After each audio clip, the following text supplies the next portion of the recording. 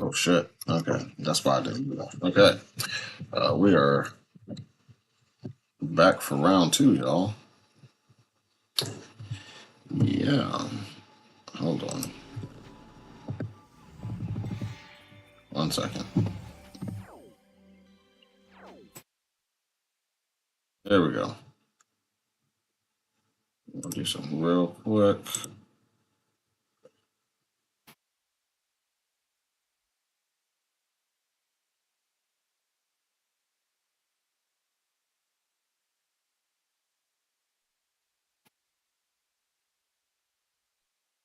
Fuck, I'm fucking up. Okay. Anyway, I don't know what the fuck I was doing. My brain was on stall.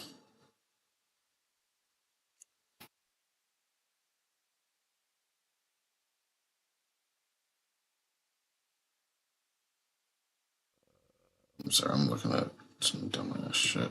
I'm sorry. Not dumbass shit, but. Yeah, no, I don't give a fuck. I'll say it.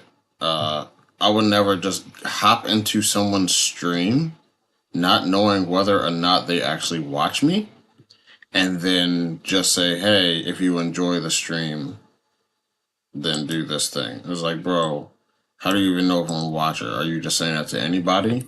I guess I'm just anybody to you. And if that's the case, then you're just anybody to me as well, I guess. And that shouldn't be rude. Unless you also doing it is also rude. So, all right. So we're going to be reacting to Dr. K talk to Des Tiny. Fuck. I do like. Alrighty, chat. Let's get started. So, welcome to another Healthy Gamer GG stream. Just a reminder that, oh, this feels so tight. Oh my god. Top button undone, chat. Welcome to another Healthy Gamer GG stream. My name is Alok Kanoja. Just a reminder that although I am a psychiatrist, nothing we discuss on stream today is intended to be taken as medical advice. Everything is for educational or entertainment purposes only. If y'all have a medical concern or question, please go see a licensed professional. So we are talking to the one, the only Destiny today. Destiny and I have had a couple of conversations. I'm really looking forward to this one. The last time we kind of interacted, it was like cross-reacting, which, while I love in some ways, is also like a really terrible way to interact with someone, you know, like over the internet, where it's like I say my piece, they say their piece, and you don't actually get like a whole lot of back and forth. So we may, you know, revisit some of those issues. So I know that some people like to live in that space because they don't want to be directly confronted, but, you know, true. Some people, you know, don't like Destiny, which I think is fair enough, right? So you're entitled to like what you like and don't like what you don't like. One thing I just want to point out, though, is that, like, you know, we talk to people of all beliefs, shapes, sizes, ethnicities, and the whole point of what we do on this channel is to have conversations with people to better understand their perspective. We don't agree or disagree with the majority of people that we have on, and I just kind of wanted to remind everyone of that, right? So we're here to have conversations with people to better understand what they believe and why they believe it. Hopefully create something that's useful for everyone who's watching. Understanding why people believe something? No, fuck that shit. Be concerned that we're platforming someone or something like that. I don't hold to those concerns in the same way. I think, like, our attitude is like dialogue is almost always good. So we're grateful for y'all for being here today. We're grateful to Destiny for coming on, and let's hop in. Let me see if he's ready. Let's go, D-Chad.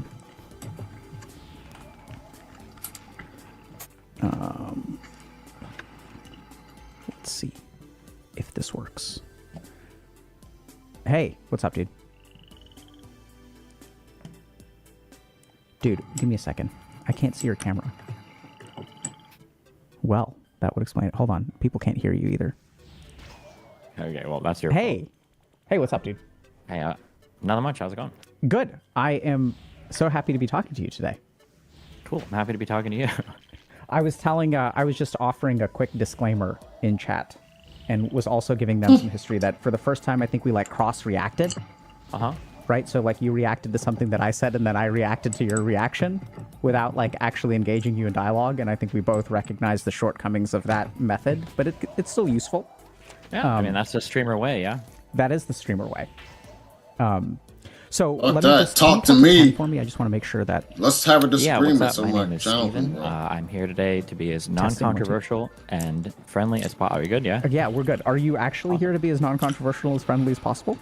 No, I just know that some of your audience is a little, is a little primed to be hostile against me, so. Yes, so we actually addressed that as well. And so I was explaining that, you know, what we do here is, I think a lot of people will get upset when you have a conversation with someone because it implies that you're not that implies it's that you're platforming their beliefs, so you're giving them a space to talk about things. And our approach is always to try to engage in dialogue, and that becomes especially important for people that we don't necessarily agree with. Sure. Just one thing I'm trying to sort out. So you're a little bit off center for me. Should I move the camera, or are you You know, it's hold on. Yeah, there we go. Perfect. Thank you. So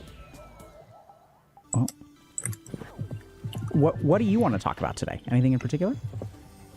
No, I guess what have you guys been doing lately? I've been traveling a lot.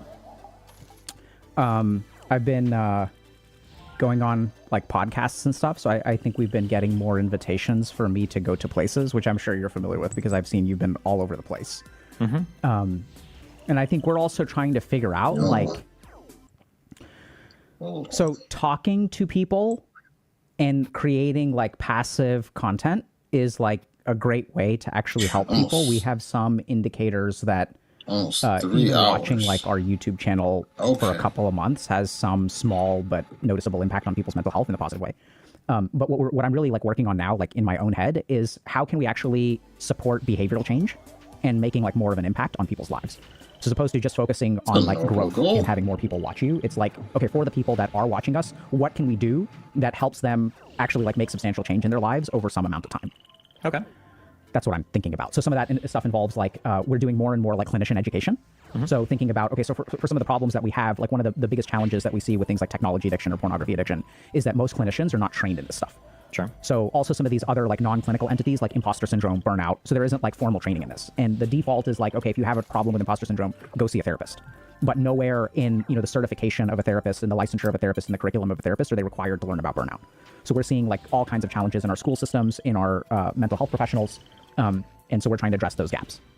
Gotcha. What do you think? I know you brought up, I think you said porn, gaming, and imposter syndrome. Are these like the most common people that you see through your, I don't know, through your chats, through the coaching, everything you do? Is there like a common set of problems where you see most people have like these things? Yeah? I'd say that like relationships with technology are probably number one. So whether that's video games, whether that's pornography, whether that's social media. So I think that in all cases, the fact that there's a digital intervention. Yeah. Anyone who uses a digital intervention is using certain methodologies to increase the engagement of that digital intervention. Okay. And so that increase in engagement. That's true. I make sure that pornography is on my phone and the computer. Means more utilization of the thing, which then moves us closer to addiction, which then costs people time in other dimensions of their life. So I'd say tech addiction is number one. Okay. Can I tell you something that's very, very, very annoying to me? Yeah. So I'm sure you see on the internet, there's a lot of feelings about, you've got like capitalism, communism, in terms of like atomization of society and how capitalism alienates us. You've got people that complain about loss of religion. You've got people that talk about red pill and feminism. And all of these people have all these ideas about what's going on with society. And I feel like it's not very sexy or fun to talk about. But I honest to God feel like 90% of the changes that like young people are going through have to do with cell phones and the internet. And it blows my mind that nobody talks about that. I feel like if you look at the vast majority of, well, let me qualify. I'm sorry. When I say nobody talks about it, I mean when people are talking about diagnosing social ills, it's always, it's got like such a heavy like political or like you know some sort of like critical analysis of society, but it feels like people don't talk enough about how much cell phones and the internet have fundamentally altered every single aspect of our lives in like an unrecognizable way.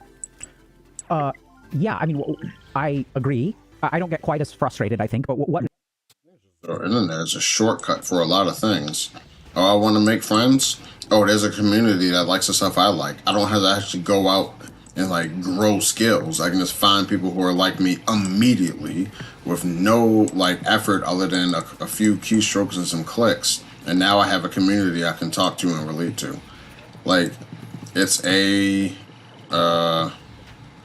There's like a funny, depending on where you are, there's a funny quote that says, "Religion is the opiate of the masses." In a lot of ways, the internet is the opiate of the modern era. Fuck. Fuck. What's frustrating about that to you? I feel like the substitution of real life interactions and the I guess the disappearance of more and more places where I've got a friend that calls them warm places, where basically it's places where you go and when humans are around other humans, opportunities for relationships, for friendships, for collaboration, like these things just kind of organically sprout. And those places are slowly disappearing and they're being replaced by more and more online spaces, which have some major benefits and some major downsides. And I feel like that's like fundamentally altering the fabric of how we all relate to each other. Like for like a more tangible point, I keep seeing these like charts going around where you can see like, oh, how do you meet a girlfriend or boyfriend? And it's like the vast majority meet through friends, some meet through like school or work. And then like as of 10 years ago, you see like online stuff go from 0% to like 65% in terms of like how we meet our significant others now. And it's just crazy to me that there isn't like I can't imagine. I'm sure I think you're a tad older than me, right? I'm 35. I can't imagine like living in school with social media. Like just imagining the pressure of I have to go home and now I'm still 100% connected to every single person. That is unbelievable to me. And I feel like people don't talk about it as much as I would imagine it would warrant. Yeah. Yeah. So you know, it's interesting because I think people do talk about it. I think it's so funny because it's almost like exactly what you're describing is like what you're running into, which is that. So you're saying, okay, like people blame capitalism, people blame communism, and you're saying people. The problem is that people don't talk about the loss of third spaces or cell phones or the internet. There are a lot of people talking about that. Sure. It might be also that I select for these. Exactly. So I think that's what's going on, right? I'm so falling victim to my own. Exactly. Right. So now, based on your social media algorithm, you are seeing like, oh, everyone is like misdiagnosing the problem, or you are now attributing. So for someone else, oh, everything that's wrong in the world is capitalism, and now for you, kind of, I'm oversimplifying here, and I don't actually think you think this, but you know, everything wrong with the world is that people don't talk about the fundamentals. I think a lot of people are talking about the fundamentals. Okay, that's good. The challenge is that I completely agree with you that the problem is that the question of cell phone and internet use is being talked about in places that are separated from cell phone and internet use. Right? So like wait, can you repeat that again? Yeah, so the places where people are talking about it are largely separated. That's not precisely true. I'll give a couple examples. But the problem is the places that these discussions are happening are not to the audience that needs to hear. Oh, so it's like educators talking to psychologists or like therapists talking to instead of like talking to children. If you go to like the American Psychiatric Association conference, which is actually happening right now, like the amount of time they spend on digital stuff and the impact of the internet has skyrocketed. Yeah, okay, gotcha. But you do have some popular media people, like I think you know, there's this guy named Jonathan Haidt. I've never met the dude, but he's like wrote a book and is advocating for like basically no cell phone use under the age of 16.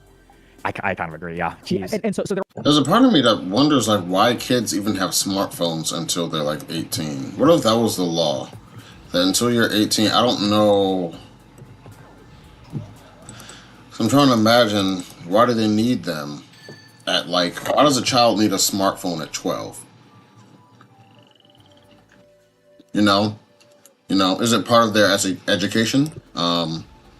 Why does the curriculum need smartphone usage? Is it because the schools don't have the technology themselves, so they just say go to this website on your phone? Yeah, I don't fucking know. It's just, you can have a track phone as long as you can contact the people. Hey, mom, dad, brother, sister, there's an emergency or something's happening. Something bad is happening. I need help or I need some guidance. Like, unless something like that is happening, like what other use does like a 13-year-old, 14-year-old need with like a smartphone to where they can like go anywhere on the internet at all times? Like, I don't.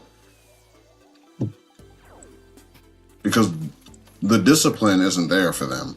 They haven't gotten to that point in their life. They don't need discipline. That's what the parents are for. The parents are the discipline in young people's lives.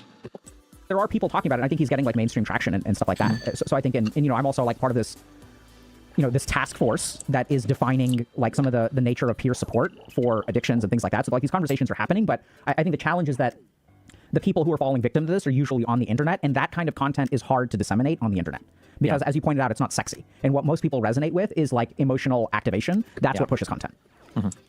Yeah, I 100% agree. Yeah, I think to kind of riff off of that a little bit. So I think one of the biggest challenges that I see in our society is that we don't hone our perception. So this is kind of like has been my shtick for the last 18 months. Where if you look at like what we work on, so we'll work on things like emotions, we work on things like logic, but human beings, generally speaking, do not question their perception. Their perception is very like atrophied or underdeveloped. Can you be a little bit more, when you say perception, do you mean like how we introspect on ourselves, how we understand how other people think? Yeah, go ahead. Literally how we perceive. So there's a great yogic concept called glishta. Glishta means coloring. So if you look at the way that you interact with the world is like objective, but then your mind adds some color to what you see or what you perceive. So if I text you and you don't text me back within 10 minutes, the fact of the matter is that you haven't texted me back in 10 minutes. But then what happens is my mind attaches a significance to that. Yeah. And what happens on the internet is that we're reacting to all of this stuff like tweets or whatever. And then like we don't look at what our mind, so we judge something and we say this person is bad because I see their tweet. What we don't pay attention to is what is all the ambiguity that my mind fills in, which is actually a lot, especially on places like Twitter. Yeah. Because the shorter form the content is, the more your mind has to fill in. And yeah, it's like when you remember old video games as looking way better than they actually were, and then you go back and you look at it, you're like, wait a second. Yeah. Absolutely, right? So our mind adds quite a bit to the equation. And I think the whole problem is we don't realize that. And furthermore, the less we realize it, the more what He was saying, shit. What did he say? I'm fucking up. I should have reacted to it immediately, but I was still chewing. Fuck.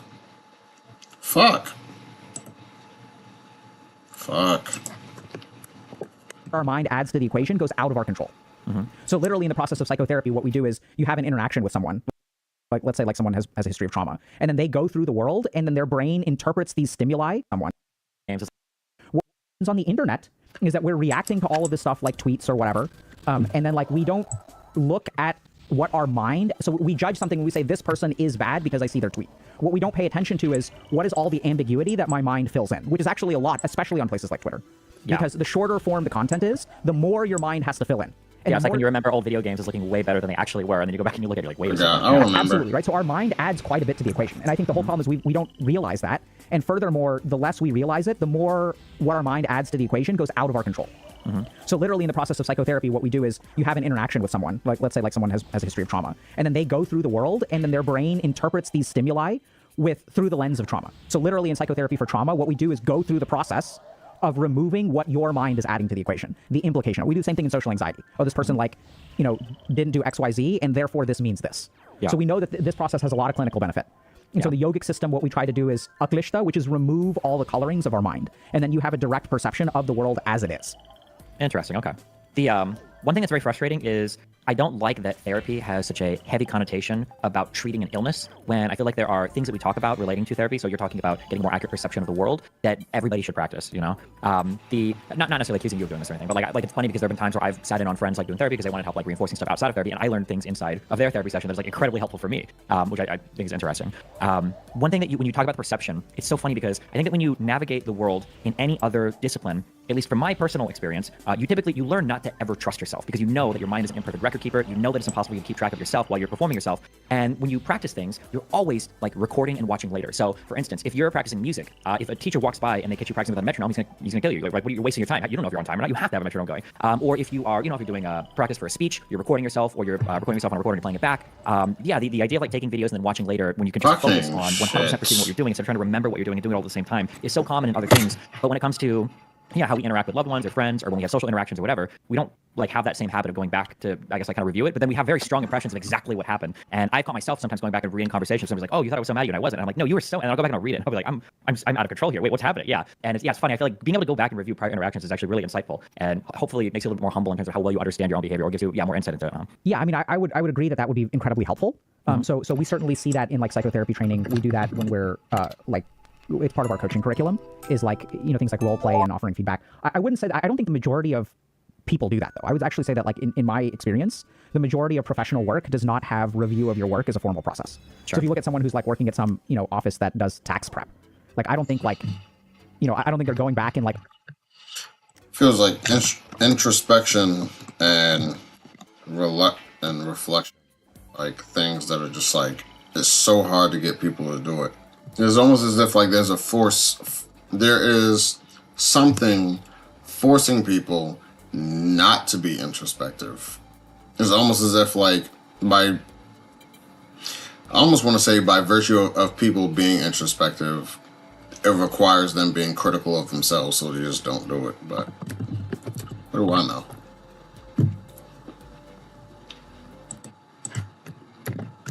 Re-auditing the taxes that they've done for their clients to see what could have been improved. I think like dedicated performance improvement is absolutely there for the examples you mentioned, which is like performers, sure, right? So you watch game tape, you do replay analysis, but the majority of people just assume, like, so for medical doctors is like a really good example where we actually don't do this much at all. So there are some situations where we'll do this, like, so we have like a conference called M&M usually, like this is in academic medical centers, which is not where most people are. So M&M is morbidity and mortality, and basically every month someone selects a case that didn't go ideally, and then we dig into it and we try to understand what could have been done better. It's usually presented by the person who is the subject of the case. So here's a patient I had, here's what ended up happening, here's what I understood about it, and then people will kind of discuss it. But that kind of like replay analysis is largely absent for most of life. Oh, interesting. I would imagine that would have carried over because every field that I've been involved in, like if you go to the gym, people say record your lifts in case you're messing something up. If you're doing music, you got to be recording. Yeah, but what percentage of people record their lifts and watch them at the gym? Well, I mean, at the very least, it's like a known expected thing. I guess I wonder how many musicians record themselves playing and listen back to their audition tapes. Yeah, I don't know. I guess I don't know. Maybe I just got lucky. I was in good schools. Yeah, so I think that like when you have formal education, sure, but like so there's studies that show that within 5 years, so there's this assumption that experience leads to improvement. Isn't it crazy how much of the education, because you get a lot of your thinking and like the ways of doing things from the education system, whether that be what is actually taught in schools versus socialization amongst your peers. Where's the reflection aspect? The reflection aspect should be like practice in every class. There should be time like set. There should be like, I guess like just review.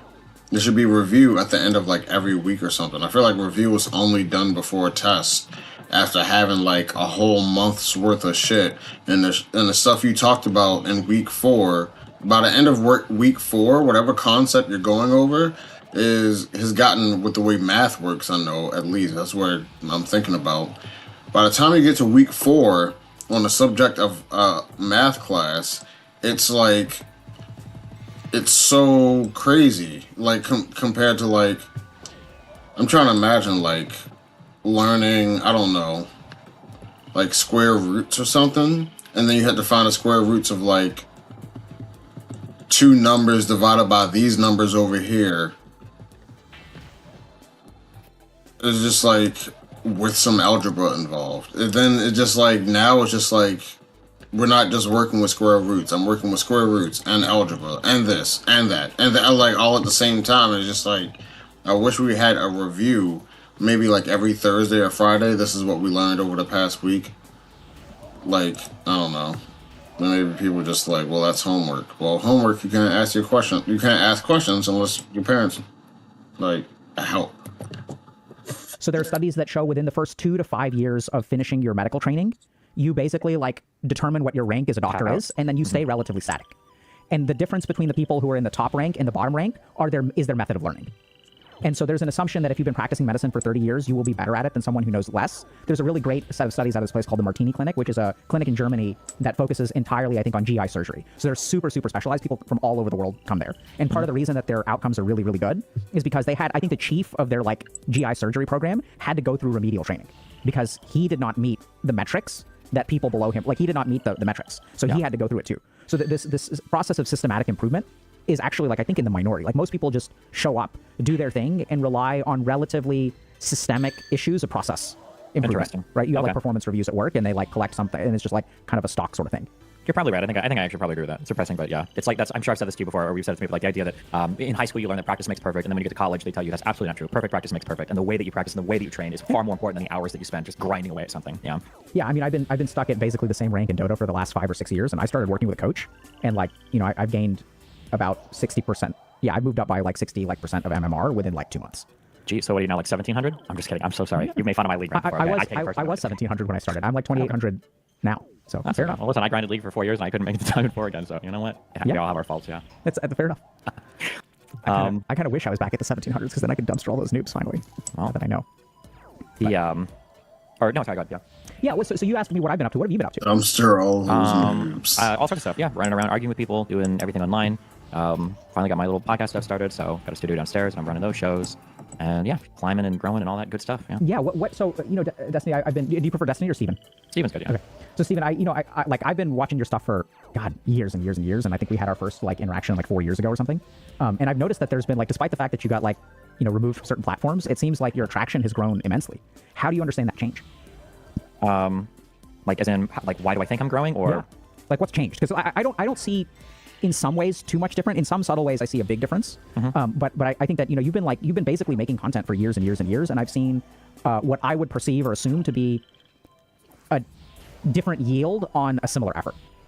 Oh, sure. I think that without sounding self-aggrandizing, coming off of what we just talked about, I put a lot of work into introspection and into like iterating on things that I've done. So to ground that out, say we're doing like debates or whatever, I spent a lot of time thinking about what are the facts that I need for a debate, and then how do I want to present those facts, and then how do I want to come off afterwards, and then how do I want to respond to responses. Like these are things that I spent a great deal of time. Like sometimes I'll be on stream writing out notes for like, okay, well in this conversation I think I want to be more aggressive and I really want to focus on this thing, and I'm not going to let this person get away with this point. And I put a lot of work into reviewing, looking at reactions and responses to things, and then adjusting my behavior based on that. And I think I've been streaming for like 15 years now, and then doing politics maybe for 8 years. Like I've kind of seen what works, I've seen what doesn't work. I've got a lot of experience, so I can see kind of like, I can pull back and see kind of like the ups and downs and stuff. I can see the mistakes that other people make, and then yeah, I think it's just been kind of like slowly reiterating through that process over and over again, and that's kind of where I'm at now. Okay, that's interesting. When did you start this process of like, let's say call it replay analysis?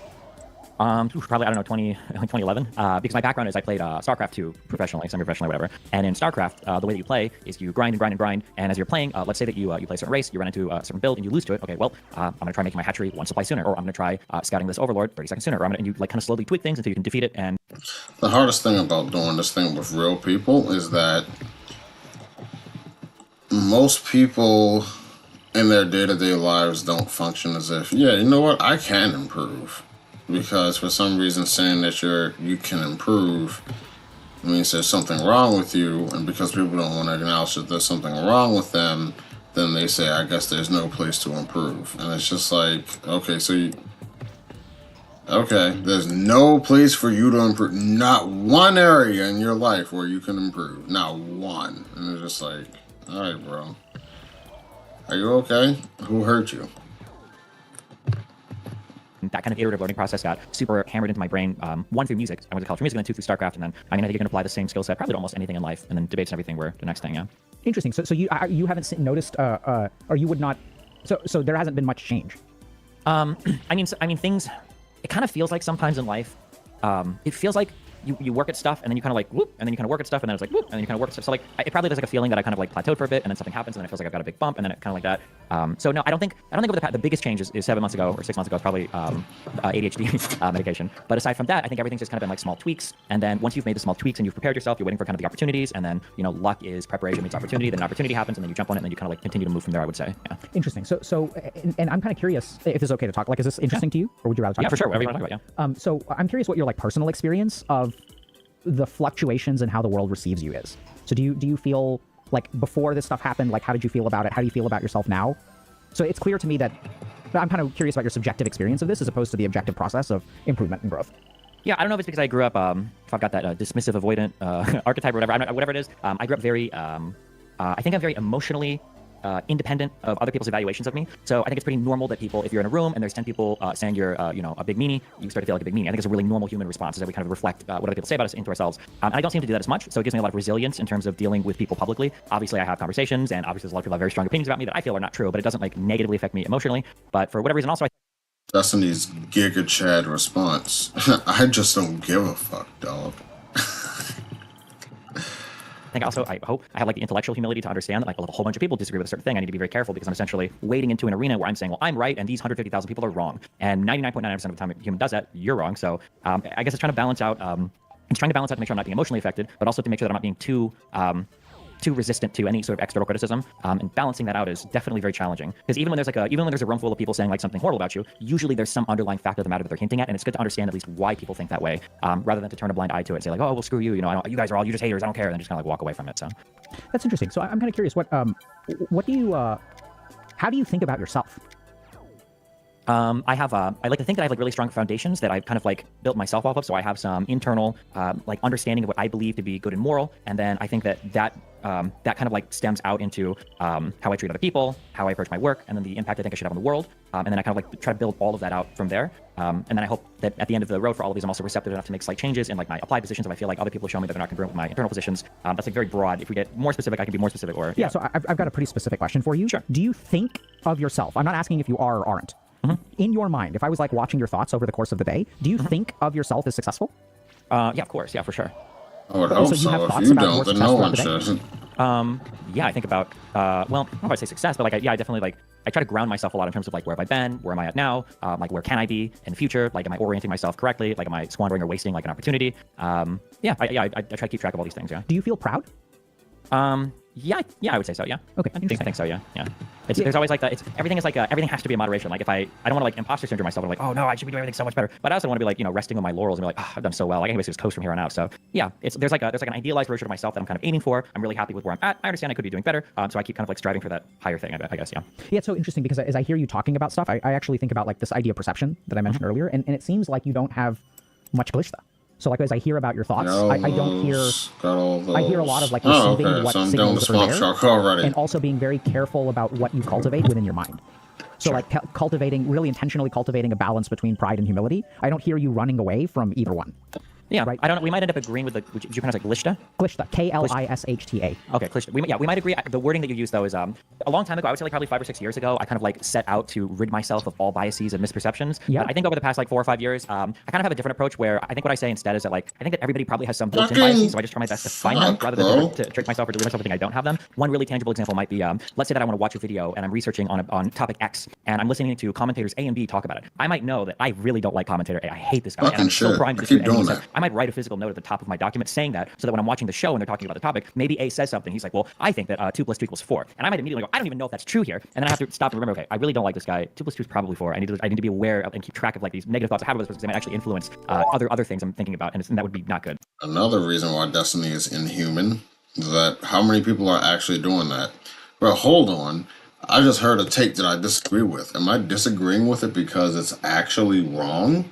Or am I disagreeing with it because this person comes from a group that I don't align with? That question, someone would look at you and just like, for even asking that question, just like they would be like, what? And so I don't know if that maps on your concept or it's like a little bit of different direction. I think it maps on beautifully. So the really interesting thing is that a lot of people will ask me questions about how do I fix this thing? What do I do? So one of the big challenges that I have is if you look at some of this yogic literature on Klishta, so ridding yourself of biases is not how you rid yourself of biases. Okay. So the yogis actually say that the way to rid yourself of biases is not to actually remove it, but just to notice it. Okay. That noticing and awareness is sufficient for digestion, metabolism, or removal. And this is what's so confusing is that a lot of people like on the internet have difficulty with that concept because our society is so oriented towards doing instead of noticing or increasing awareness that, basically the people who will buy into that are people who have enough trust in what I say. But the concept of like noticing is sufficient to fix a problem is very alien to a lot of people because their experience of it is that it requires a struggle to fix.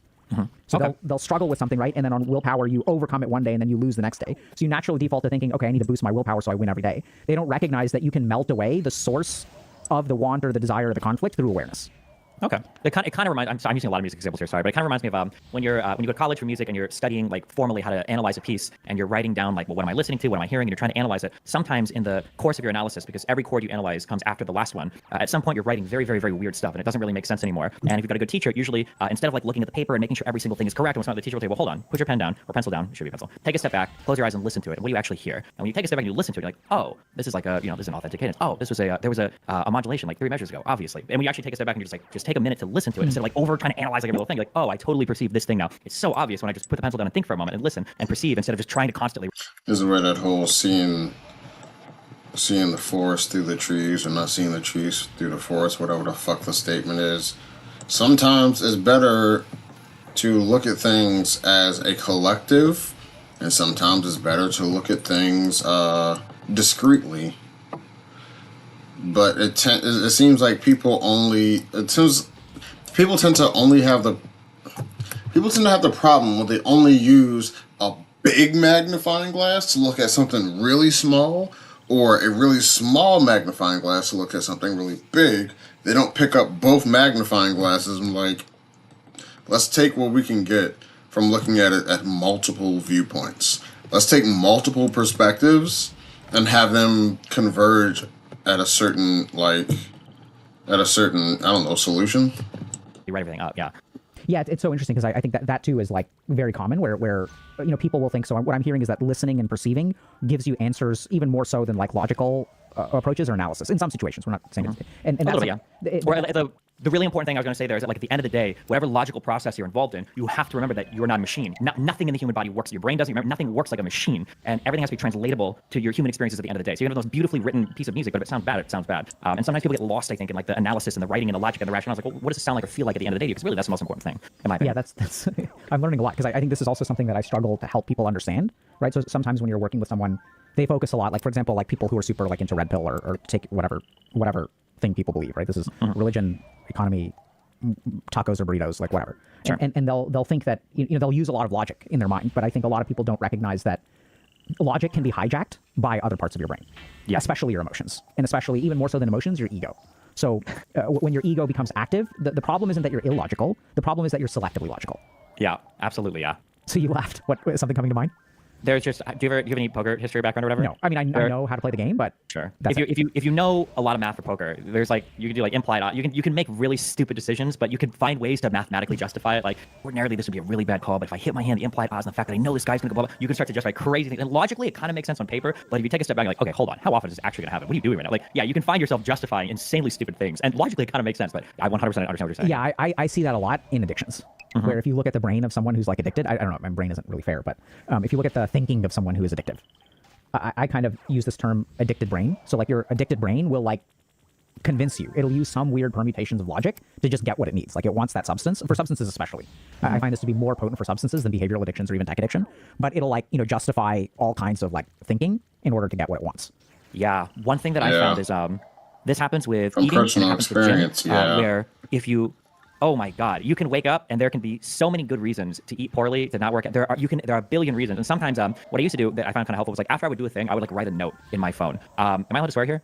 I think so. Yeah. The note would say something along the lines of like, you just finished working out. You didn't want to do it. Do it right now, you fucking moron. Okay. And every now and then I'm like, okay, well, it's 11:30. I got to show at 1. Like, I've only got like, can I really? And sometimes I like open it and I was like, okay, well, how did I feel the last time I did this? Like, you've never, it's like the age old saying of like, there has never been a time in all of human history where a person went to the gym when they weren't really feeling like it. And then they came home thinking like, wow, I really shouldn't have went to the gym. You always feel better doing it. Same thing with eating healthy and any other thing. But if you, the logical process is prior to doing a thing, yeah, you can find so many reasons not to do a particular thing. Yeah. Yeah. So that's so interesting because I just learned a lecture about this, but like, there's this super cool concept from neuroscience called intentional binding. So I don't know if you're familiar with some of the. I've been looking a lot into like biological determinism recently. Okay, that's a little scary. Yeah. Huh? It was a little scary, but yeah, go ahead. What's scary about that? I'm confused by your reaction. Oh, sorry. Philosophically, biological determinism sounds like it have a lot of scary crossovers with other things that people don't like to talk about. With the idea that your biology heavily predisposes you towards like preordained paths through time and space that are scary and a lot of people. Yeah, that's. Yeah, I don't know if you're familiar with like Robert Sapolsky's work, but yes, I've watched the whole. Yes, very right. cool. So a lot of prominent neuroscientists are big into biological reductionism. Anyway, so I was looking into biological reductionism and trying to understand it. So I dug into a lot of neuroscience, and I was looking at some of these experiments that they actually talk about, where like you can sort of look at blood flow in the brain and you can predict with greater than random chance which, like if there's a button and I can press it with my right hand or my left hand, and I ask someone, tell us when you decide which hand you're going to use. So before you press the button, you have to say, okay, I've decided I'm going to press it with my right hand, or I've decided I'm going to press it with my left hand. And what they found is that they can actually predict based on blood flow of the brain in the brain which hand you're going to use before you're even aware of it. So people will use these kinds of studies as arguments for the support of biological determinism. But what's causing the brain flow? Some really like revolutionary. What is causing the brain flow? Is what's causing the brain flow also just random or out of my control? I should say. Research about something called intentional binding, which is what results in the repeat of an action. And the crazy thing about this is that we'll say like, okay, like we think that our actions are determined by the outcomes.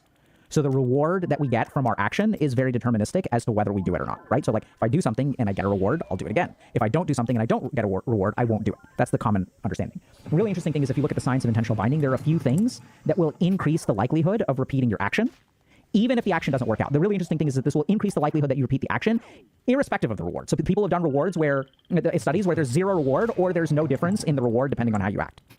And one of them is literally reflecting after you complete the action. So even if you went to the gym and you say to yourself, this was awful, I never want to do it again, your likelihood to go to the gym will actually increase. Simply the act of reflection afterward improves the likelihood of behavior. Okay. Yeah, that's to go back to the poker thing. There are times when you have to kind of in poker you have to completely divorce yourself. There's an aspect of like being aware of something to where like your brain can't actually ignore it. You ever like imagine like waking up in the middle of the night because you have to use the bathroom or something. After you've already waken up and acknowledged, bro, I gotta go to the bathroom.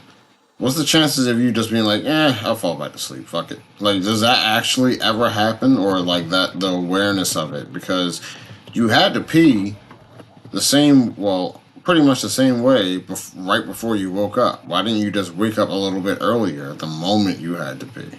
You know what I'm saying? But like that amount of awareness, that aspect of awareness, like changes like your ability to it's weird. To make a different action, to make a different decision. I'm not going back to bed. I'm using the bathroom first.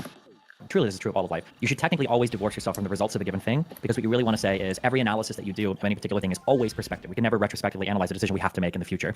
And sometimes you'll make a bad decision, but you'll get rewarded for it, and that will increase the likelihood of making that decision in the future. Really common example of this is DUI, or not DUI, just not getting caught, but just driving drunk. People will do it, and you don't get in an accident, so you kind of think in the future, like, oh, okay, yeah, I think we can do this. And because they didn't get the negative outcome from the driving drunk once, and the result was good, they got home, they didn't have to pay for a cab, like, oh, okay, I'll do this again. And the same thing happens in poker, where you might play a hand really stupidly, but you get saved because of the last card, it falls in the river, and you're like, okay, yeah, you know what? Actually, I think I will do this. Or you make a really good decision, but then they get really lucky. Like, oh, I'm never going to do this again. I'll never play aces. Yeah. People say things like that. Yeah, you have to divorce the results, which feels very inhuman. It's not what we normally do. Usually we're very results oriented, but you really have to completely divorce the results when you're trying to figure out if you made a good or bad decision. That can be really, really difficult for people to do.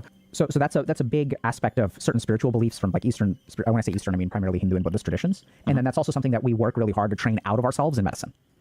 So right, because like you can give someone the right treatment and they can die, but you don't want to. So there are lots of studies that show that overcorrecting for mistakes in the practice of medicine can result in bad outcomes over time. There's a very important bias where, if you do something like someone has a heart attack, like that doesn't mean that you made a mistake. But in the brain of a physician, we will weight that thing as more negative than it really deserves to be, which is part of what we do in this M&M conference, which is like, you sit down and you talk through things, and this thing happened bad, but it doesn't mean, just because something bad happened doesn't mean that you made a mistake. We also see that in gaming. I mean, that's why I was, 1,000 MMR for so long. Yeah, I would lose so many games, and it wasn't my mistake. It was the mistake of my teammates every single time. I see this a lot, especially with like win more strategies. So like there's like in Dota, there's like a greedy build that you can do where you No. I play pub matches in Call of Duty, and I will get like,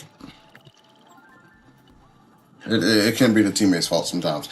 I'll get like 70, 80 kills on the other team in a game of Hardpoint on Call of Duty, and then my next place person has like 13 kills. And it's just like, bro, I can get 70, 80 kills, bro. And you can only got through the course of the whole game, you only got 13.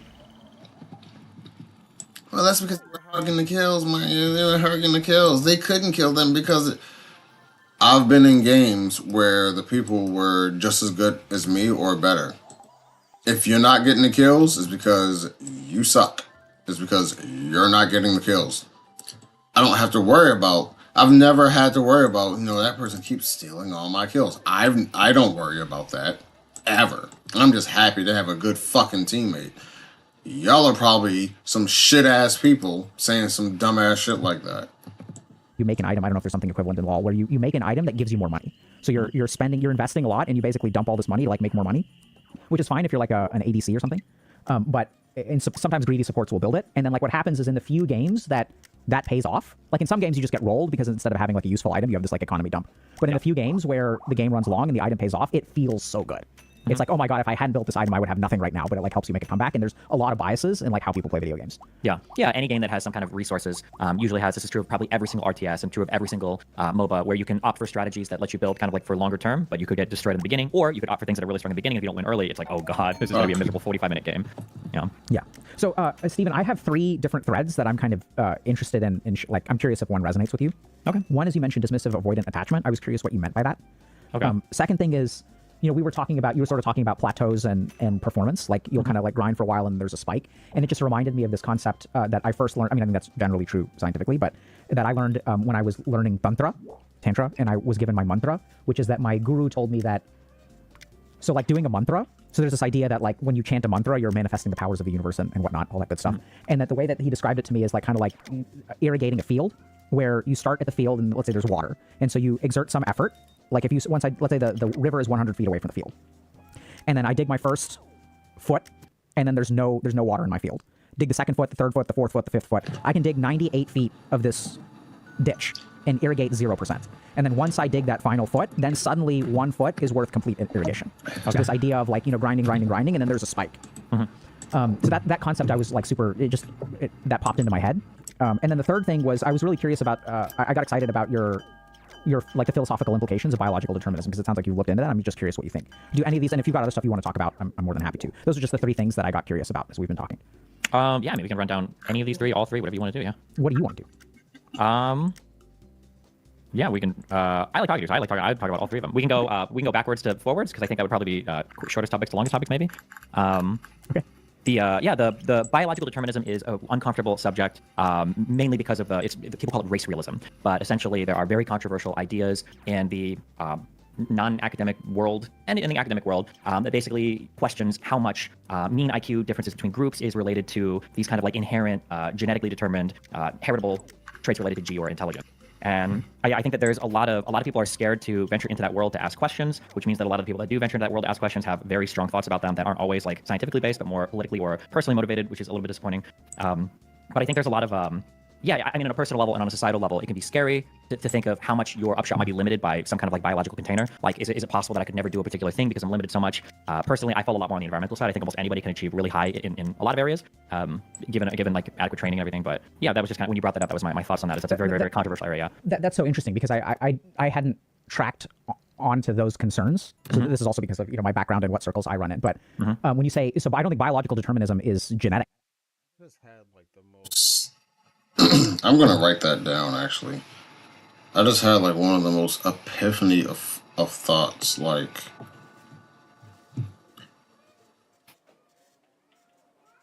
hold on.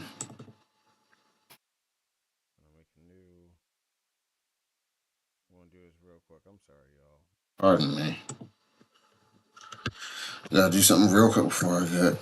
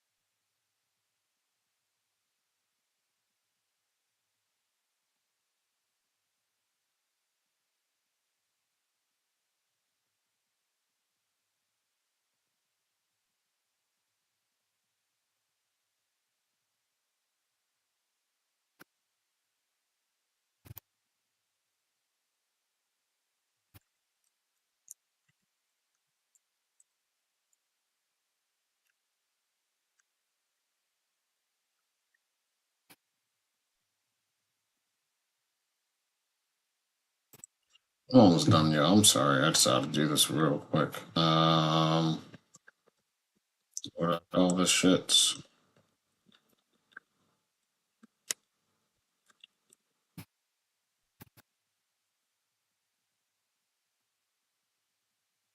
There we go. Okay. We're good. All right, back to it. Sorry, y'all. So I think this is like really an important distinction. So when we talk about, when you say it's more environment, I think that's absolutely the case. So here's my understanding of some things, and these may be wrong.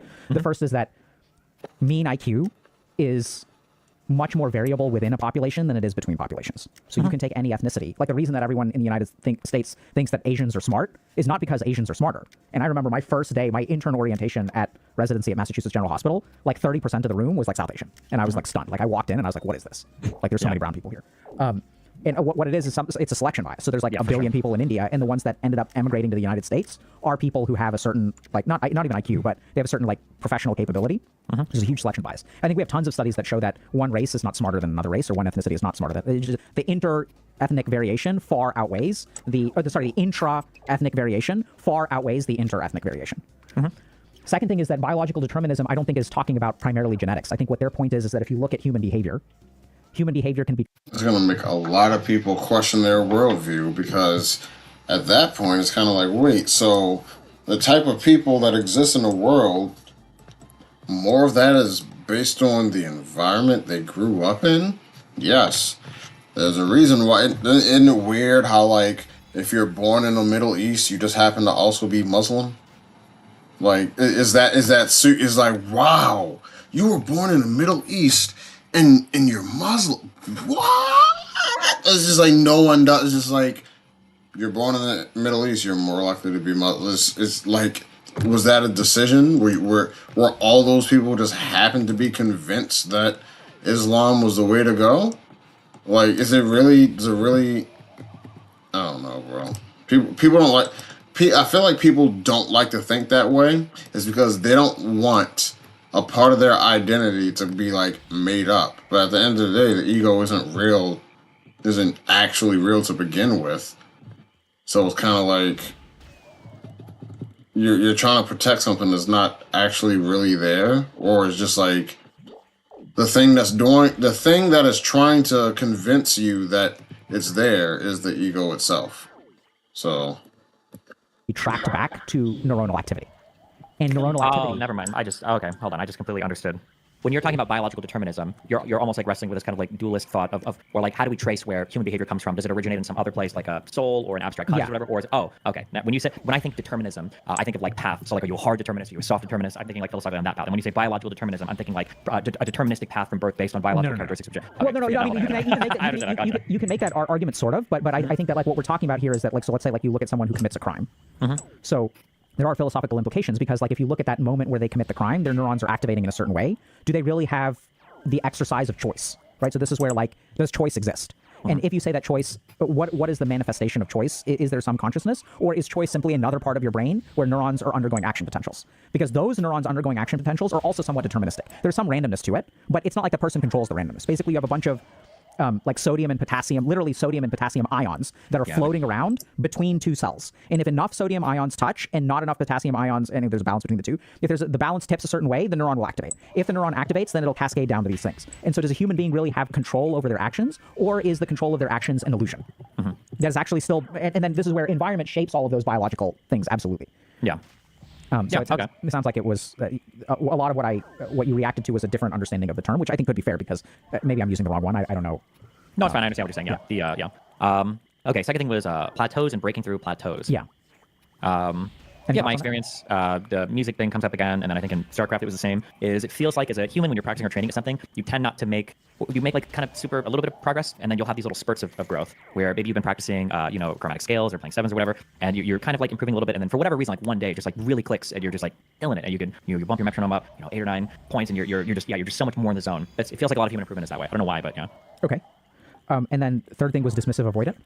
Yeah, I'm a hugely dismissive avoidant person. What does that mean?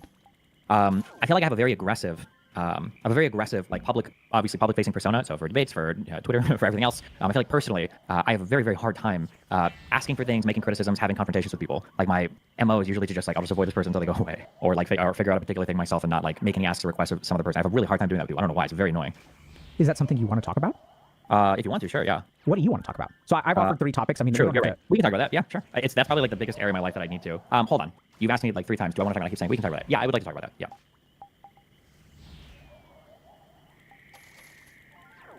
Can I think for a second? Yeah. So is this interaction right here a manifestation of what you're talking about? Yeah, a little bit. Instead of me giving a direct like, hey, I would like to talk about this, I'm letting you take the wheel, and I'm like, cool to go along with whatever. Yes. So you were indicating, because I feel actually like So yeah, so much. I mean, so I think let's talk about it. But if I can share just my experience with this. So first thing is you said like let's talk about these in reverse order because, like the earlier one will take longer. I was confused by that because I was actually assuming the opposite. That dismissive avoidant would be a quick conversation, and then we would get into this deep philosophical discussion about biological determinism that would last an hour. Well, that's an easier one. This is a huge personal problem I have in my life. I think I've had probably for my entire life, so it's the thing that impacts me the most right now. Yeah, and then the second thing was I wasn't quite sure. I was a little bit confused about the direction, but now I think I understand because I was feeling like I have to give you options of things to talk about, and it felt very strange because usually our conversation doesn't go into this kind of stuff. So, yeah. So it sounds like you. And why do you think this is dismissive avoidant attachment? Oh, I don't know. I've read through some of the attachment styles. And I was kind of meme on that one. I don't actually know which one it would map onto. If it would be insecure or whatever. I don't know. So it sounds like you have difficulty with confrontation in real life, asking for help. Yeah, those two things. Yeah. Well, not the confrontation is more specific. Like I have no problems fighting with people. I just have problems asking for things or giving expectations on things. It's very difficult for me. Yeah. What do you mean by expectations? If I feel like somebody is failing to do a certain thing, or if I feel like somebody's treating me kind of poorly, I have a really hard time making a request hey, chill, establishing boundaries, stuff like that.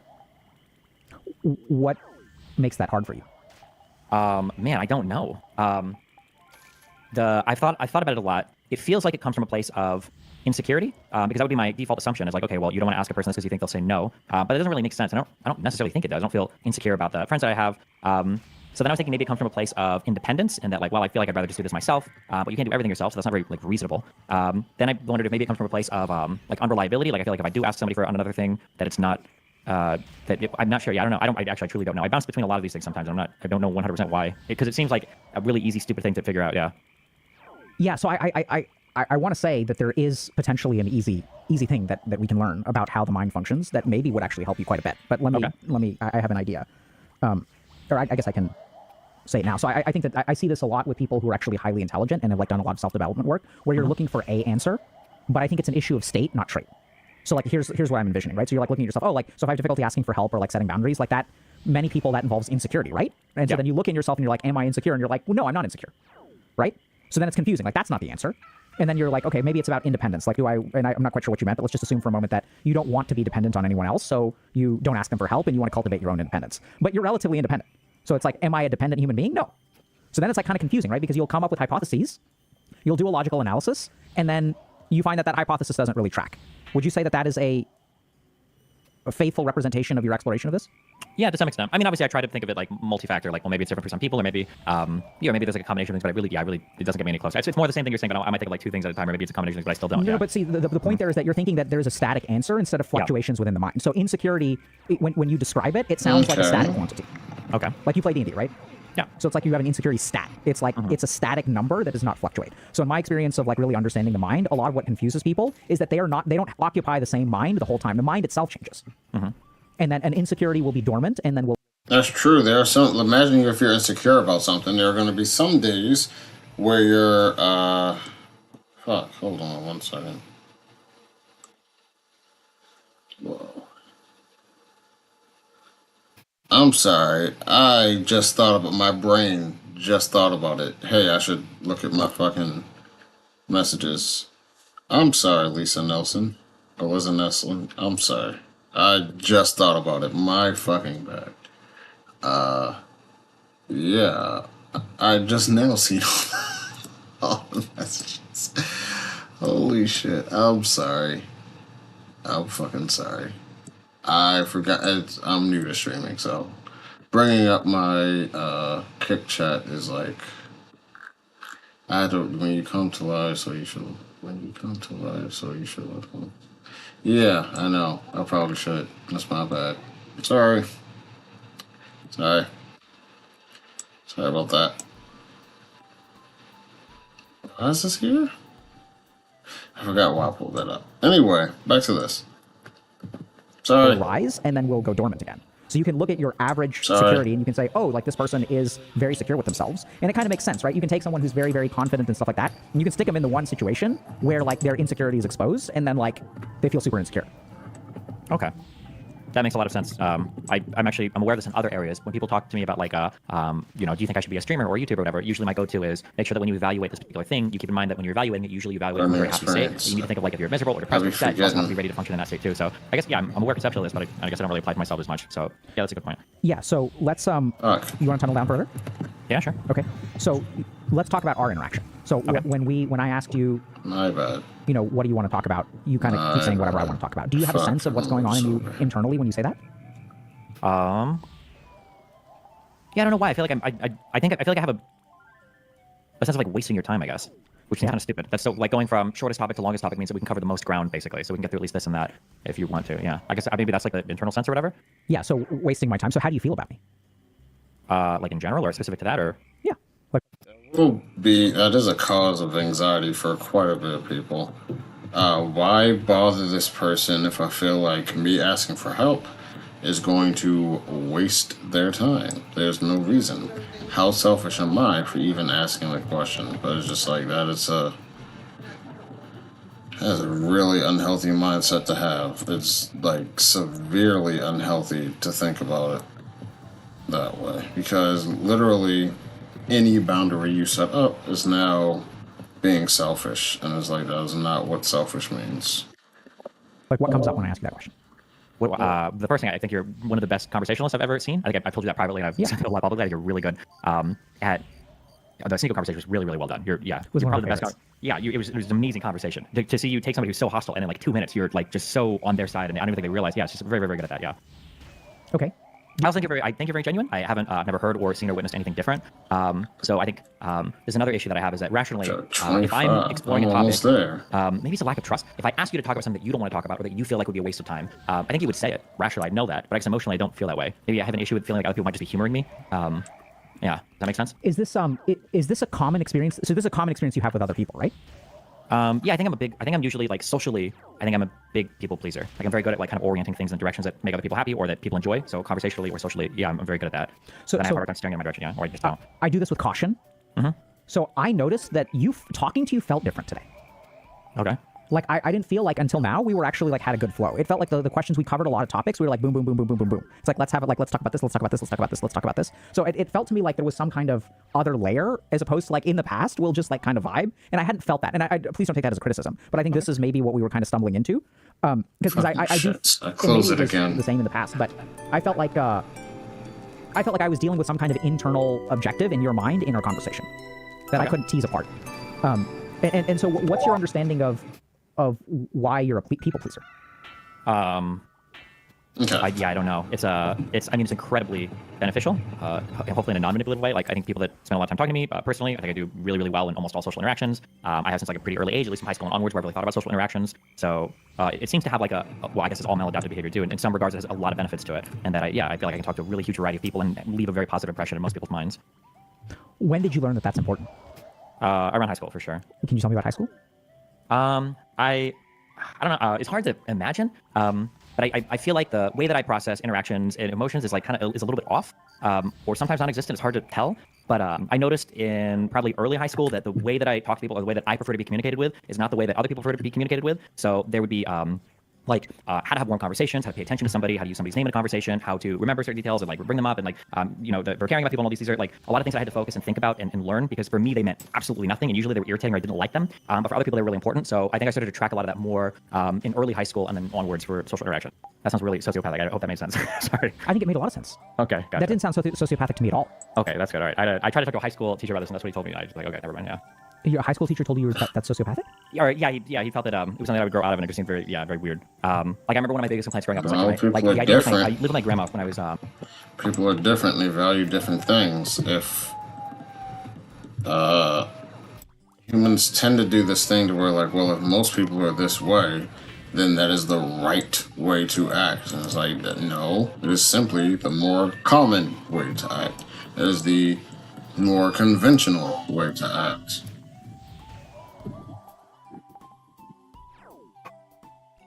Fucking ambulance going by. But yeah, it's more conventional, not necessarily the correct way. 16 onwards, and the idea of like her staying up and waiting for me was literally the most irritating thing in the entire world. And I tried to explain that like the idea of having somebody waiting for me to come back, like just go to sleep, whether I'm dead or not, it's not gonna make a difference if you stay up or not. And the fact that you're just waiting on me is driving me crazy. And I think I explained that concept, and he was like, oh, well, that seems like a very insensitive thing to say, and most people appreciate that, and blah, blah. Like, oh my god. Tough to imagine, but easy to remember. Tough to imagine. Oh. I asked you about high school, and you said it's tough to imagine. But I mean, that's so interesting. Like, what do you remember? What irritated you about your grandmother staying up for you? 3 emergency vehicles driving by. Man. I think I'm just a very, very, very, very, very independent person. Like I just want to be. It's funny, I guess, because it's kind of manifested in my streamer life to where when I started to become popular as a When you become an independent person, or when you are an independent person, to a certain extent, you can suffer from, well, if other people aren't independent, seeing as though I can do this quite well, it's like there's like an aspect of you asking for help is like both foreign to you and seen as weakness, or you're bothering other people, and when they ask for help, it's just kind of like they seem like weakness when they're bothered. Like, you can do this is fine.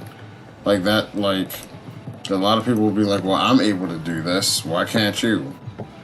And it's just like, I do this no problem. And it's just like, so if someone else is doing this, they're probably it opens you up to certain ways of thinking. Yeah, that's, yeah, you know. streamer, social events and cons and stuff were very stressful because I'd be getting messages like, oh, everybody's waiting for you and blah, blah, blah. And it's like, holy shit, like I don't want, I guess it's manifest in relationships as well, where I don't want to feel like a sole source of entertainment or whatever for a person. So yeah, for cons, I would start telling people like, listen, if I show up, okay, it'll just be a happy accident and we'll all have fun, but don't rely on me. I'm not going to be anywhere. I'm not making plans. Who knows if I'll show up or not. And then yeah, I guess for grandma stuff, I just kind of want to be out there doing my own thing. The idea there's like somebody waiting for me that's like getting stressed because I'm not in the right place at the right time. In my mind, it's like very, very, very stressful. Maybe it's because earlier for my parents, they didn't keep track of me at all. So maybe I just kind of grew up with that feeling very independent, but yeah. You don't want people to care for you? I don't know. I don't think so. Yeah, I don't know. It's weird. Yeah, I'm not sure. Sounds like maybe it's because I think it stems from a place of not being genuine. Maybe. So like growing up, I started to choose things to do because I really liked doing them, and I didn't need my parents to like. People can be there for them, and it can still be genuine, you know? Like, I love this person, I want to be... And in that case, then, like, every parent who cares for their kids, they're just doing it for, like, I don't know, social credit? They don't actually care? Well, why would you... Well, it's your kid, it's different. Yeah, but there are plenty of people who don't give a fuck about their kids. So it's like... that genuine desire to be there for your kids and love and support them is there. Is that fake? Is it only because society is telling you to? Is it the right thing to do? Sign off on things. So for instance, for dance, so music was a big part of my life in high school, and I think I think it was just my dad, I think was left, might have showed up at one concert, and I was irritated when he showed up because I was like, why are you even here? I don't think you even care about this. Like, I don't need you to be here to like come and like clap for me or whatever. Like, I'm doing this because I like to do it, and I don't need you here to like be here one time to show that you're just like, yeah, like that, like just the idea of that, yeah, just drove me crazy. But I don't know why. I don't know if it's very rational or not. Or that's just like kind of part of my. How often would your dad come and clap for you? Very rarely. But they were yeah. My parents worked, and there was a lot of stuff going on there. So how do you understand? What is the advantage? Damn it, Destiny. Damn it, What? Nothing. We're getting in. What's the advantage to... What do you think the child gains by not needing their parent to clap for them? You want just the pros? You want the pros and the cons? I want the pros. The pros are an incredibly high sense, assuming that you go in the right direction. The pros would be an incredibly high sense of internal drive, probably a high degree of resilience with lack of public support, hopefully a lot of like self-confidence or self-esteem because you don't need the external validation, I guess, to push through things. Probably ability to pursue projects like on your own with more responsibility yourself. These are things I hope. Yeah, I think, yeah. Okay, so I'm going to add one more to the list. Oh, boy. The answer that I was looking for, which is that shit, if okay. you don't need him to clap for you, if you don't need him to clap for you that one day, that also means it doesn't hurt when he doesn't show up the other 9. Yeah. Right, so like all this internal drive and becoming a better person and independent, like I think that's actually down, like that's like further down that's distal to what Second, third order, yeah, sure. Yeah, right. So I think those are, I can see how those adaptations like that strive for independence, but basically it's like if I don't feel good when you say yay, I don't feel bad when you say nay, right? Correct. Yeah.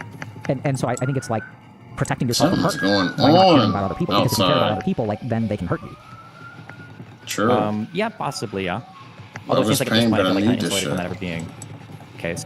But maybe because maybe there's not like except enough when you're of, asking for help in your relationships, setting boundaries, and that's what I think is confusing about it, right? So Oh, now, sure. Okay, yeah. Right. So this is the whole thing is like you've grown into a grown Stephen who is confident, independent, and capable, and within you there's a 15-year-old Stephen who's not. And the analogy that I used with one of my patients is so one of my patients was very successful in the field of finance. And they were at one of the top firms and they were doing very well by all objective standards. But every once in a while, they would like really struggle to like feel confident. We were trying to figure out where that comes from. And the analogy that we came up with is that there's a bumbling idiot that's in the basement. This is like a dumbass that you keep trapped down there, like you don't let him out. And every once in a while, like he'll sneak out of the basement and he's like in your house and he's bumbling around and he's an idiot. And that's kind of what would happen in his mind, is that this old thing would come up and like control the way that he perceives the world, control the way that he feels. And he hated this person so much. So he tried to keep him locked in the basement as much as possible. Okay. Does that resonate with you at all? No, but I feel like I guess the biggest worry I have is if you have somebody locked in the basement, maybe you don't know it. Maybe you drown the sound out. I spend a great deal of time, or try to, like, going through the ways that I relate to people or the ways that I associate with people, and it's really hard to pick out sometimes, like, is this a maladaptive behavior that I need to change, or is this a behavior that is just, like, serving me so well in life that I shouldn't change it, or yeah, I think we might have even had a conversation almost related to this, like, a few years ago, where, like, I've kind of tried to change something and I'm kind of like, no, I don't think so. Yeah, it's hard. Yeah, it's hard to figure out what should change or shouldn't. Yeah, so I think that's not how this is. So this is. I think this is a great conversation because that's how a lot of people approach these problems, right? Is like, is this good or is this bad on balance? I don't think that's the right angle. Okay. So I don't think it should change or shouldn't change. I think it will change if you work on it. It'll disappear. Is that a good thing for your life or a bad thing for your life? I think on balance, it will lead to more peace. And I would say also, if you look at like an RCT of 10,000 people, it'll lead to performance improvement in most of them. In your case, I'm not sure, because this oftentimes in very successful people, they have these kinds of psychological drivers that are internally painful but lead to external success. Yeah. But I don't think I've ever worked with someone who has regretted improving this, even though it costs them some amount of drive. And what I actually find is that the drive doesn't really deplete. It just comes from a different place and is almost always healthy. Like I can't think of a single case of someone who's like, I wish I still had this, whatever. So I would use the Sanskrit term samskar, which is like a ball of undigested emotional energy that lies like dormant in your mind. So, yeah, any thoughts? No, yeah, I think I've heard going. that. Yeah, I've heard similar before. You might have even told me this before in the past that, like, this is something that's worth, figuring out. I think it kind of is to some extent. I guess it also depends exactly on what we're talking about too. Like, my issue on the applied, on the most abstract level was, or the least abstract level, I guess, is being able to make requests of people, which seems very hard for me. And you're saying that you believe that this stems from an over-reliance of self, or not trust in other people, or not wanting to be let down from other people. Am I summarizing that correctly? Or tell me. Yeah. Sort of. So I think there's more to tease apart, but like basically like so here's what the signs are, right? So let's forget about you for a second. Sure. But like, I asked you about high school and what came out. This very vivid story about your grandmother. Yeah. Right. And it's like, so that implies to us, like, well, let's take a step back from helping you with anything and just understand, like, how can we understand the mind? Like, when I ask you about high school and some memory pops out, that's significant. Okay. Right. That speaks to the size of whatever is down there. Yeah. And so there's one angle of that, but there's two or three angles here. One is that, like, you don't want people to care for you. You find it irritating. And why would you be irritated? My guess is that, right, so you can absolve yourself of the whole thing. Like, I don't want you to care about me because then it doesn't hurt when you stop caring. And I'd rather trade feeling good when you care about me. I'm happy to give that up as long as I can get rid of the hurt too. And if you sort of think about it, right, so like and you can probably, I'm sure you did, make some logical argument that, and you even shared it with us, like, whether I'm dead or alive, like, it doesn't have to cost you sleep. Right? Sure, yeah. Which is, like, objectively, logically, it's very true. It's also absurd. Right? So my next question is... Yeah, well, yeah, it's stupid because obviously people don't stay awake thinking they're going to intervene when something happens to you. It's because they're worried and they will sleep easier knowing you come home today. Yeah. And is it okay? Like, so, and then I'm sure in some part of your mind, you're like, worrying less is better than worrying more. I mean, not necessarily. I guess it depends on what we're talking about. So, like, what's wrong with your grandmother worrying about you if you're out? Technically nothing, I guess. Other than it makes me feel weird, I guess. Yeah, there's not really anything wrong with it. Okay, yeah. Well, of course there is. So what feels weird about it? Well, it's irritating to me that now instead of just keeping track of myself, now I also have to keep track of somebody else's feelings about where I'm at. So now I'm, like, managing multiple people's stuff when I'm trying to, I guess, like, live my life, yeah. Okay, so that's a whole other thing, right? Okay. So what I hear there is a lot of responsibility for other people's feelings. Yeah. I usually don't. I don't want to be, yeah. Do you find yourself being responsible, even though you don't want to be? I can do it pretty well, but when it's not related to me, if that makes sense. Oh, absolutely. Okay, yeah. So in my prior relationship, she might have spoken about this, I might have spoken about this, like, a big issue that I would have is that, like, if you've got a problem, you've got an issue with something that's really bothering you, I can help you with literally anything, but if your issue is with me, I have a really hard time dealing with that because it's a different type of thing, yeah. If somebody wants to complain, like, yeah, go ahead. Yeah, so what's different about it? What's different about it? Having you implicated, because it's more than just, like, there's, like, a balance between acknowledging the other person's feelings while also being an advocate for yourself is one thing, because you can't just be like, no, not true, shut the fuck up, that's not true, I'm not doing anything wrong, it's you, it's all in your head. Like, there's that route, and then there's the other route to where you acquiesce completely and be like, I understand completely, you're right, 100%, I'm being a piece of shit. Like, that's one thing that makes it really fucking difficult. I guess usually it's demanding from me a behavioral change that I feel like isn't worth it, I guess. So in the grandma example, it would be like, do I need to start coming home 2 hours earlier and then sacrifice anything that I want to do tonight because it assuages your worry? That feels like a behavioral change that I have to make. It's being dictated to me by somebody else's, what I would feel like are irrational feelings, I guess. Sounds really cold or dumb. Where does that self-judgment of your stuff come from? I'm so... What do you mean by self-judgment? Like, so you do this thing where it's you don't do this often, by the way. So when we talk about other things, you'll oftentimes add caveats, but they're not personally directed. Right? So you'll say like, oh, like I have this belief, but it's very possible that like other people don't have this belief. So you're very good at caveating, but the caveating isn't about you. In this case, you frequently judge the way that you see your thoughts as cold or dumb. Yeah, I guess the issue is that I feel like my internal drivers, when I'm talking about my relationships with other people, my relation to other people and behaviors and everything, I make statements from my perspective. But I think I've spent so much time in my life kind of trying to pull those back or realize that like I think this thing, but this is not normal, so I have to be aware of that. So I'm just trying to like peg that. So when I say it, it's probably, I think that's just what's coming out. This is subtle, okay? So that's why I recognize your useful ability to second guess your thoughts. Yeah. Right? A really big manifestation of that would be I have a really hard problem with compliments for somebody I've been with for a long time. So if my partner compliments me, my immediate thought in my mind is like my partner might say like, oh, I think you look very handsome. And I'm thinking like, yeah, no shit, we're dating. Of course you think I'm handsome. I don't need you to say that. But I know that's a stupid thought. It's not really a stupid thought, but I know that in the other person's mind, you want to hear like compliments from your partner because it makes you feel good, because it reminds them of how they feel about you. Like, but so I'll have a thought, but I know that it's a very like not ordinary thought. I say it's stupid. Maybe I should just say it's not ordinary. Other people don't think like this. I can't project that is I think what I'm doing. I think when I'm caveating or when I'm relationships with other people, my relation to other people and behaviors and everything, I make statements from my perspective. But I think I've spent so much time in my life kind of trying to pull those back or realize that like I think this thing, but this is not normal, so I have to be aware of that. So I'm just trying to like peg that. So when I say it, it's probably, I think that's just what's coming out. So this is subtle, okay? So that's why I recognize your useful ability to. Sometimes I think I should be doing the opposite. Like I should think more about myself instead of other people. Second guess your thoughts. Yeah. Right. A really big manifestation of that would be I have a really hard problem with compliments for somebody I've been with for a long time. So if my partner compliments me, my immediate thought in my mind is like my partner might say like, oh, I think you look very handsome. And I'm thinking like, yeah, no shit, we're dating. Of course you think I'm handsome. I don't need you to say that. But I know that's a stupid thought. It's not really a stupid thought, but I know that in the other person's mind, you want to hear like compliments from your partner because it makes you feel good, because it reminds them of how they feel about you. Like, but so I'll have a thought, but I know that it's a very like not ordinary thought. I say it's stupid. Maybe I should just say it's not ordinary. Other people don't think like this. So I can't project that is I think what I'm doing. I think when I'm caveating or when I'm hedging or when I'm self-judging, I'm just saying I'm trying not to project it. Yeah, go ahead. Yeah. Okay. So I'm gonna ask you a couple of questions. Okay. Go for it. This is. Sorry. Because I love you, bro. This is going to make you sound stupid, but I'm going to ask you, okay? So I recognize. Okay, so first thing is when someone, sorry, I'm getting emotional. So when someone has difficulty with compliments in some circumstances, when someone calls what they think and what they feel dumb or cold, do you think that tracks onto insecurity? Like, is that consistent with someone who is insecure in some dimension? If somebody says that they're uncomfortable receiving compliments, you're asking me if it tracks with insecurity? And if they judge their thoughts as dumb or cold, when they feel or act or think a particular way, and they judge those thoughts in that way, do you think that tracks with insecurity? Those are the three things.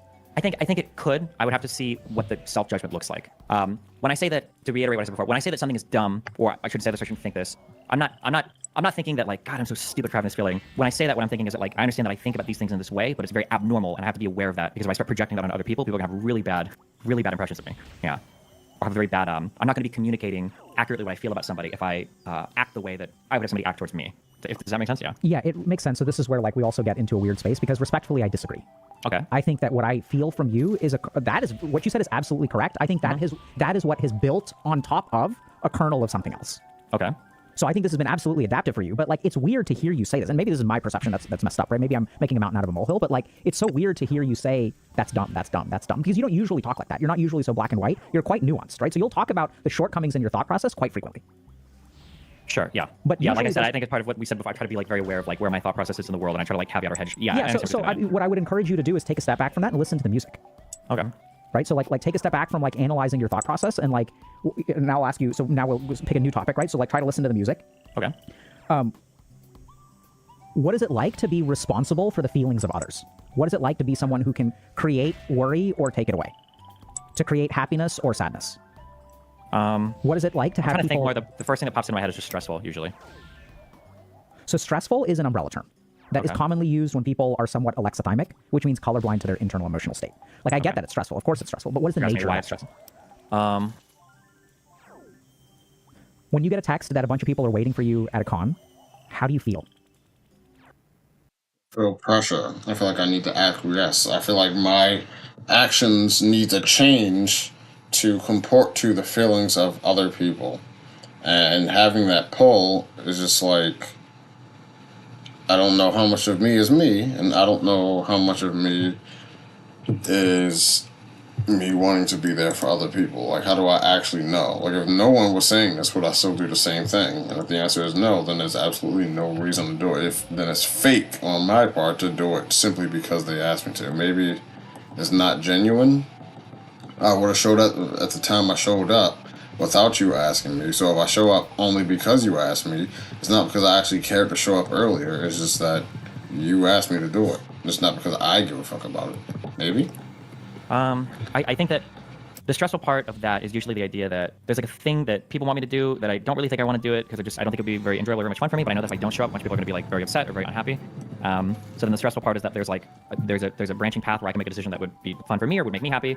But if I make that one, a bunch of people are going to be upset or disappointed or whatever. Or I can make the other decision, which is going to be irritating to me, but it would make all the other people happy. So I think that dichotomy is something that is what results in the stressful feeling. Is that not deep enough, or is that too abstract still? Or Yeah, it's okay. Don't worry about. No, it's good. It's good. It's good. Sorry, I could be doing this better for sure. No, you're fine. So look at you protecting my feelings. No, shut up. You don't even protect your fucking feelings. Okay, fuck off. You're not fine. Okay, I feel very upset now. Okay. Okay. Look at you when I call attention to the fact that you're doing something kind for me, laughing it off and making me. Yeah, I can't ever accept compliments. You Yeah, can't. that's horrible. It's stupid. Yeah, so it's really hard, bad. It's really isn't stupid. it? Yeah, it makes me very uncomfortable. I don't know why. This is a really dumb thing as well. Yeah. You did it again. Yeah, because I should be able to accept a compliment. I don't know why I can't. Should It's very be able stupid. to. Yeah, I should be able to. Yeah, without it feeling weird. What makes it hard? I truly have no idea. Okay. It's a super that's like hitting my knee and asking me why I just kicked you. Right? It's like a very reflexive thing. I don't know. Yeah. Okay. Are you? Is this conversation okay? Yeah. Are you sure? Yeah. Okay. You would be able to tell me if it wasn't, right? Yeah, I think so. Okay. I'm trusting you there. Okay. I can't read your mind. No, I understand you. I don't think I've ever had a conversation that I'm not okay with, so it's hard for me to imagine if you were bringing something that wasn't okay. But I think I was just like, yeah, we should talk about this offline. I think I trust you that if I wanted to talk about something offline, I think you would tell me. Yes.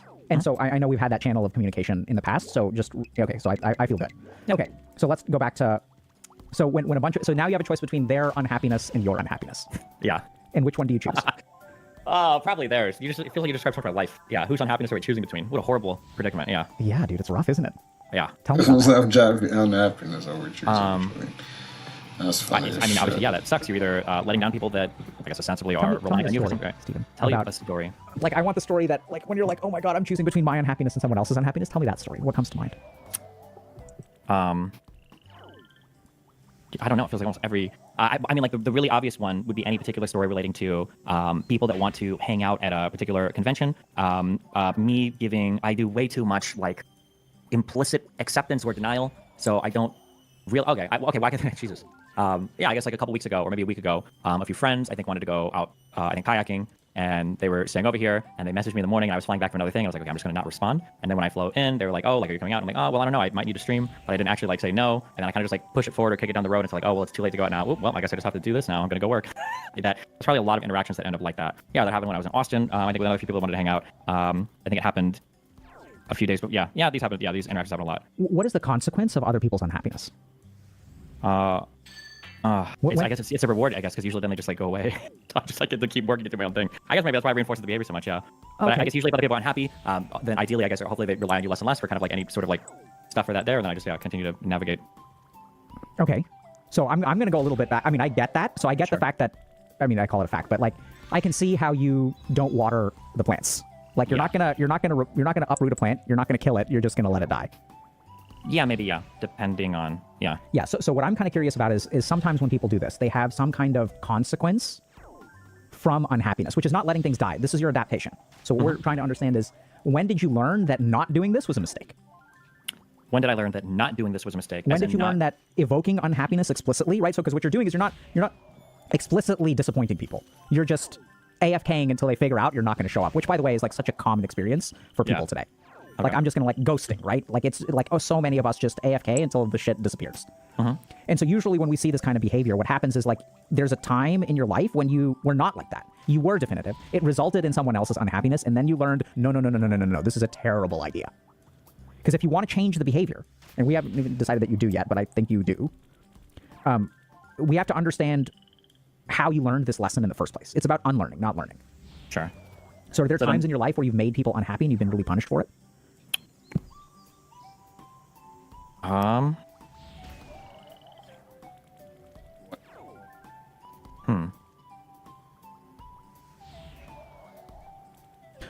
can't when did you learn to fear people's unhappiness? When did I learn to fear people's unhappiness? Probably came through my first two relationships, I think.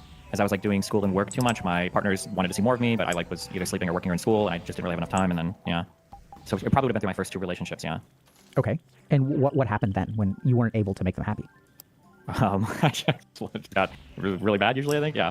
Yeah, lots of very intensely physically abusive. Lots of cop calls and stuff. But I would say that yeah, I think that yeah, I was kind of dumb. It's all good. We're cool now. But I think the pattern that I would basically fall into is that like I would become more and more disconnected. The other person would try to evoke a reaction out of me, and then eventually that would escalate into them kind of attacking me until I would respond because obviously I had to at that point. Yeah. Okay. I'm going to need a second to process that. Go for it. Do you feel bad that I need some time to process that? No, actually. Okay. I feel like I hope most people get this impression, when you say you need time to think, that's actually something that feels really good because it feels like I'm saying things and you're actually taking a moment to genuinely consider them and then think of a response rather than just like going down. So that's flattering to me. Yeah.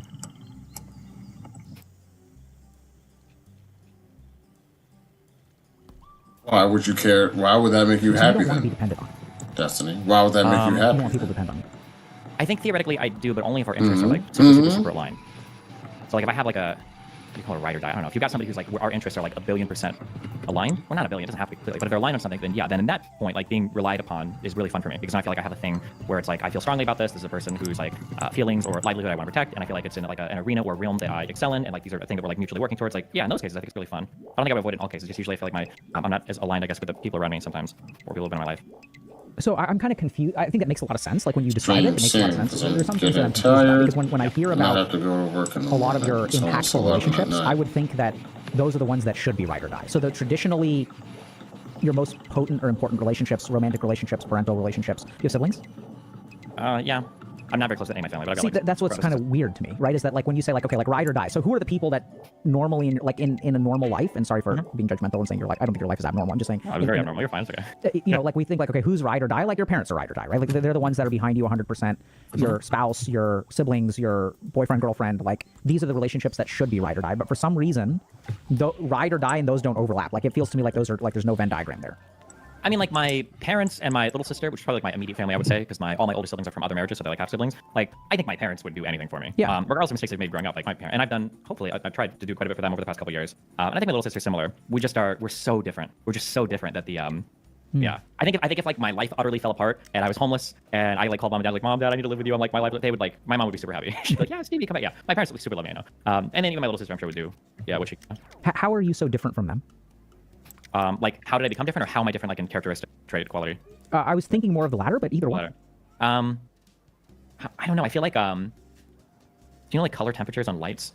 Sort of. I don't know. I'm like a 6,000 degree. I'm like a very cold, sterile. Like when you talk to me, like I'm very like dry, witty, sarcastic, intelligent, like biting. Like that's kind of like my character. Like maybe like a porcupine or a hedgehog. Like that's how I feel. And I would say that my family is very much like the conservative, religious, loving. Like mom's always like baking cookies, and you know like they try to go to church, and you know like those. Yeah, just very, very, very different in almost every regard. Like if you saw me with my family, I think most people that have seen me with my family think I'm like adopted.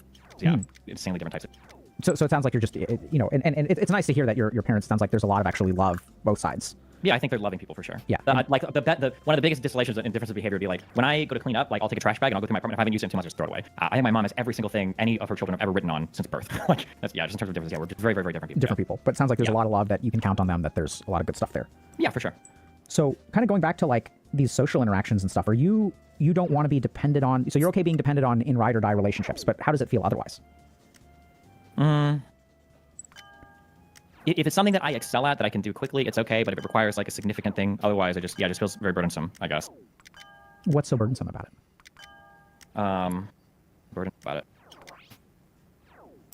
I don't know. It just feels like a lot of time, emotional energy, for not much in return. I don't really have any friends though, so yeah, I think that's what makes it hard to evaluate too. As I'm talking about these things, a lot of these are like people that I would say like I'm friendly with. I don't have very many like friends.